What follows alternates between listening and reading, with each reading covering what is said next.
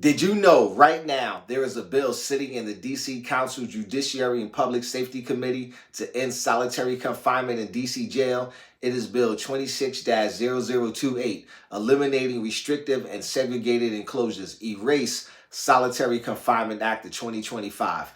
Let us be crystal clear. Solitary confinement is not rehabilitation. It is harm. It breaks people down mentally, spiritually, and physically.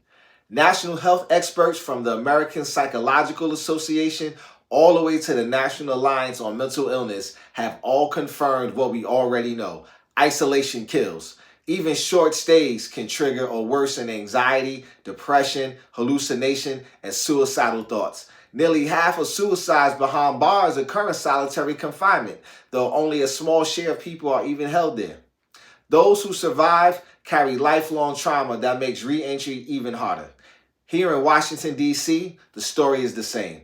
In 2021, people at D.C. jail spent an average of 49 days in segregated housing, more than 3 times the United Nations 15-day threshold that marks torture.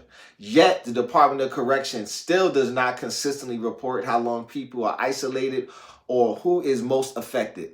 The lack of transparency hides a crisis that demands action.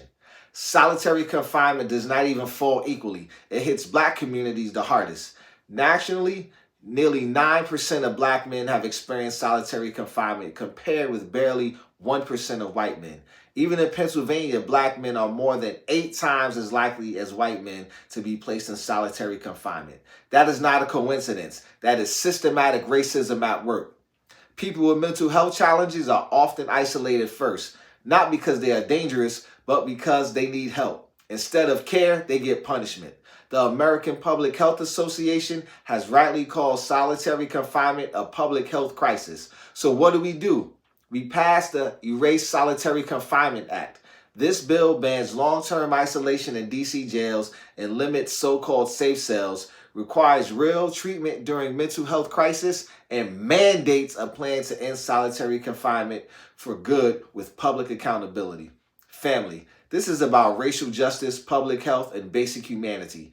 True safety comes from connection, care, and accountability, not silence and despair. Let us end this harmful practice and choose healing, restoration, and justice. I urge the DC Council to pass the Erase Solitary Confinement Act and fully fund its implementation. The time to act and to lead is now. You can send a letter to council to support this by clicking the link in my bio or the caption of this video. Let's get to work.